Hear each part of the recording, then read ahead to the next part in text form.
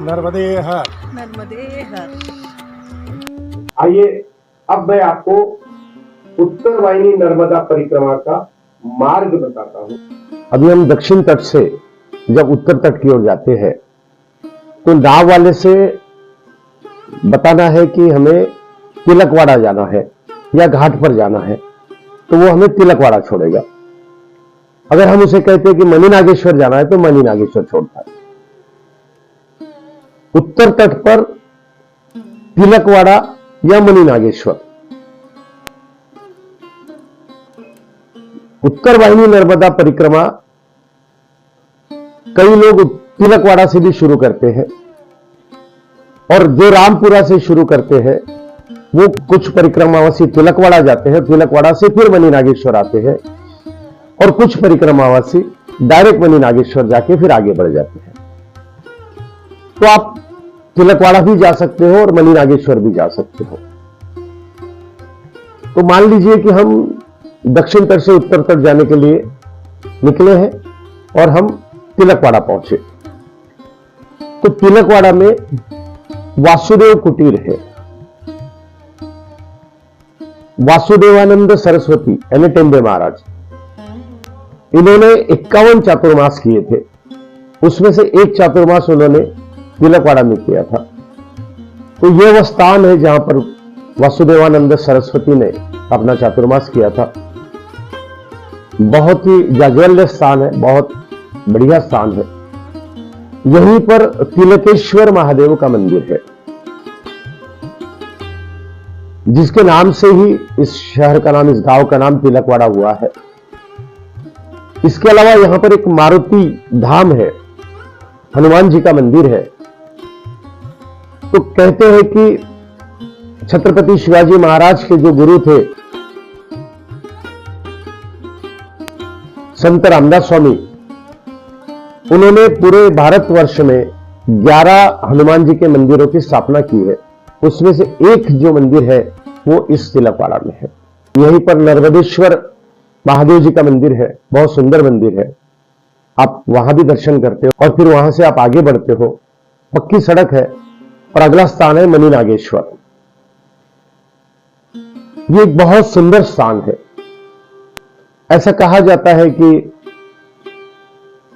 कदू और विनीता, ये दोनों ऋषि पत्नियां, इनमें आपस में विवाद हो गया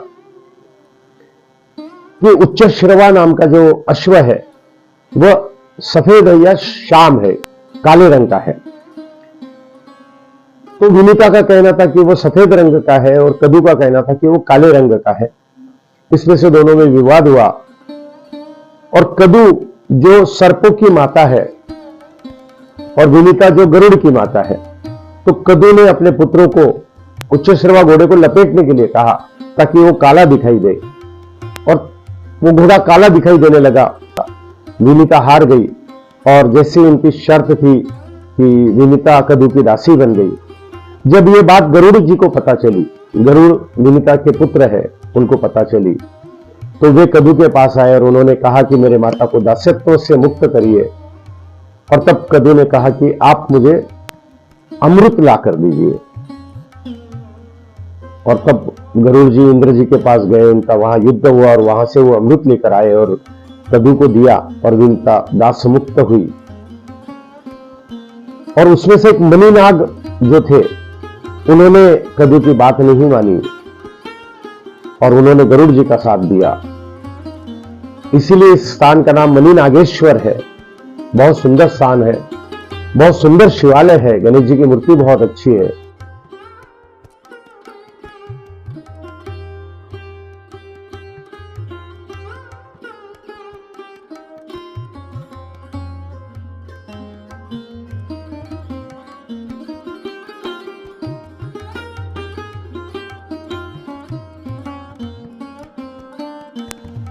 और यहां पर भी आपको भोजन की व्यवस्था है, विश्राम की व्यवस्था है और शौचालय की व्यवस्था है। उसी प्रकार तिलकवाड़ा में भी आपको पूरी व्यवस्था मिलेगी। मणिनागेश्वर में भी व्यवस्था है। फिर हम वहां से आगे बढ़ते हैं, पक्की सड़क से हम जाते हैं। थोड़ी दूर जाने के बाद एक रास्ता दाईं तरफ अंदर की ओर जाता है, जहां कच्ची सड़क है। तो वो कच्ची सड़क से हम अंदर जाते हैं। तो कच्ची सड़क से हम अंदर जाते हैं तो दोनों तरफ खेत है, खेतों के बीच में से बड़ा सुंदर वहां का वातावरण है। वहां कोई डर वाली बात नहीं है। तो उन खेतों के बीच में से आप चलते जाते हो और आगे जाने के बाद फिर से रेल की पटरी आती है और आप मेन सड़क पर आते हो। तो यहां पर सारे रास्ते में आपको लंगर लगेंगे, भंडारा आपको लगेगा। बार बार आपको लोग बड़ी विनम्रता के साथ, बड़े आग्रह के साथ आपको वहां पर भोजन है, प्रसादी है, नाश्ता है, चाय है, ये सभी चीजों के वहां पर लंगर रहते हैं। ये आपको वहां पर प्रसाद ग्रहण करने के लिए बार बार आमंत्रित करते हैं और आपको वहां हर चीज की सुविधा मिलती है। आप ये लंगर का प्रसाद लेते हुए आगे बढ़ते हो। तो आगे जाने के बाद में एक और दाईं तरफ एक रास्ता, छोटा सा रास्ता अंदर की ओर मुड़ता है। आप वो जहां पर लंगर आएगा उनसे पूछिए, वो बताएंगे आपको।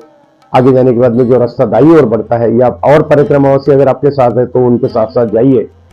तो वहां पर थोड़ी दूर अंदर जाने के बाद विष्णुगिरी जी महाराज का आश्रम है और फिर आप आगे बढ़ते हो तो आगे मुनि महाराज आश्रम आता है।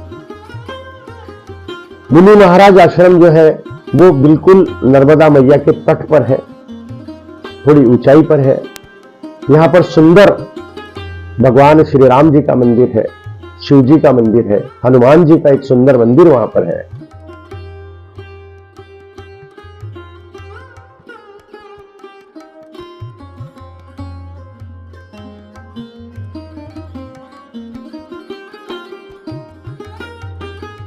ये मंदिर जो है ये है कपिलेश्वर महादेव मंदिर। ये हम लोग परिक्रमा के अभी मुझे लगता है इसे 5 किलोमीटर बाकी रहा है। हम लोग रामपुरा से निकले थे और 5 किलोमीटर के पहले अभी जैसे कपिलेश्वर है, तो इसके बाद में हमें 5 किलोमीटर चलना है, उसके बाद में रामपुरा वापस आ जाएगा।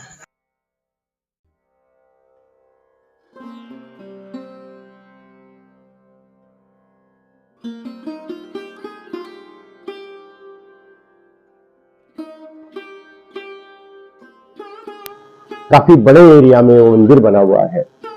यहां पर जो चैत्र माह की उत्तरवायु परिक्रमा होती है, उस चैत्र माह में पूरा महीना भर यहां पर लंगर चलते रहता है।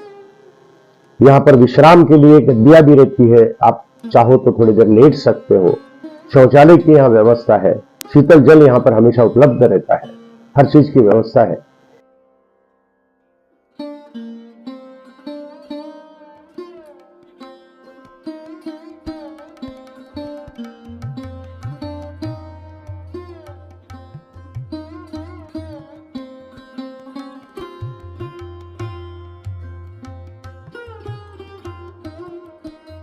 हम यहां पर दर्शन करते हैं, फिर आगे बढ़ते हैं।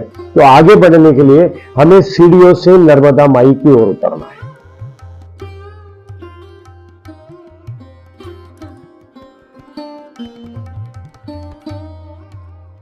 इस प्रकार से सीढ़ियां दक्षिण तट पर सीताराम बाबा आश्रम, सीताराम महाराज आश्रम से हम उतरे थे, उसी प्रकार से यहां भी मुनि आश्रम से हमें सीढ़ियां उतरकर नर्मदा मैया के तट पर, किनारे पर आना है। नर्मदे हर, नर्मदे हर, नर्मदे हर, नर्मदे हर। अभी हम लोग जो नर्मदा परिक्रमा के मार्ग पे है ना, ज़्यादा से ज़्यादा अभी 3 से 3.5 किलोमीटर रहा है। और सामने मैया है, और सामने हमारे अभी मैया है। जैसे सीढ़ियाँ नीचे उतरेंगे। जैसे हम लोग अभी थोड़ी सीढ़ियाँ है वो नीचे उतरेंगे, उसके बाद में मैया है। हमें मैया के तट पे साइड साइड से होते हुए चलना है। ये ऐसे पूरी सीढ़ियाँ बनी हुई है।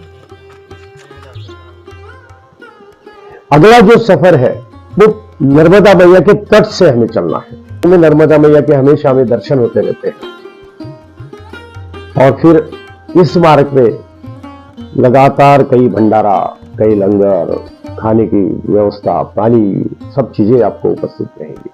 फिर आप आगे बढ़ते जाते हो।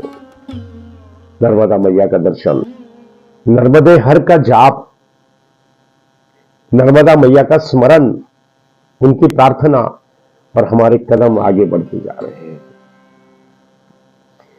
आगे रंगन नाम का एक स्थान आता है, जहां पर 51,000 किलो ब्रास से बनी हुई विशाल नंदी की मूर्ति है। इस स्थान पर सलाहकारेश्वर महादेव मंदिर है और यहां पर चैत्र माह में अविरत यज्ञ चलते रहता है। हर परिक्रमावासी वहां पर इस यज्ञ में अपने हाथों से आहुति देता है।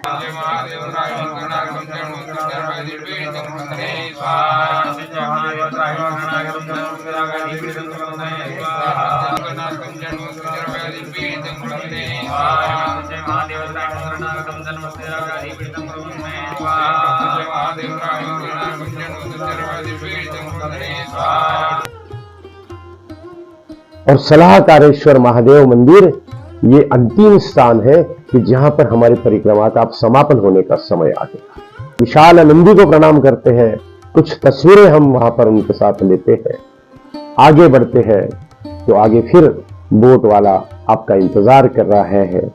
बोट में बैठिए और नर्मदा मैया का तट पार करिए, फिर आ गए रामपुरा, रणछोड़ राय जी के मंदिर में जाइए, हर सिद्धि माता को प्रणाम करिए कि मैया आपकी वजह से मेरी उत्तरवाहिनी नर्मदा परिक्रमा पूरी हुई। नर्मदा माई को बारंबार प्रणाम करिए कि माई आपने मेरी परिक्रमा पूरी करवाई। रणछोड़ राय जी को प्रणाम करिए कि रणछोड़ राय जी आपने परिक्रमा पूरी करने की शक्ति मुझे दी। हे भोलेनाथ, आपने मुझे वो ताकत दी है, वो हिम्मत दी है कि मैं उत्तरवाहिनी नर्मदा परिक्रमा पूरा कर सका। संकल्प पूर्ति की हम वहां पूजा करते हैं, कन्या पूजन फिर से करते हैं, कन्याओं को कुछ दान दक्षिणा देते हैं, कुछ वस्तुएं देते हैं, नर्मदा माई को पुनश्च एक बार प्रणाम करते हैं और अपने अपने घरों की ओर मुस्कुराते हुए चल जाते हैं।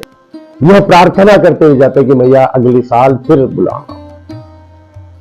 और तब कहता हूं कि मुस्कुराती जिंदगानी चाहिए, शब्द की जागृत कहानी चाहिए और सारी दुनिया अपनी हो जाती है। बस नर्मदा माई आपकी मेहरबानी चाहिए, आपकी मेहरबानी चाहिए, आपकी मेहरबानी चाहिए। आपको हमारा ये वीडियो अच्छा लगा हो तो आपसे निवेदन करता हूं कि कृपया इस वीडियो को लाइक करिए, कमेंट्स करिए, शेयर करिए, सब्सक्राइब करिए। और जितने भी परिक्रमावासी जिन्होंने परिक्रमा की है उनसे अनुरोध करता हूं कि कृपया आपके अनुभव के बोल कमेंट्स में लिखकर हमें बताइए, हमें अनुग्रहित करिए। नए परिक्रमावासियों से निवेदन करता हूं कि आपके मन में कोई भी शंका अगर है तो कृपया मुझे कॉल करिए। यह मैंने अपना नंबर दिया है। नर्मदे हर।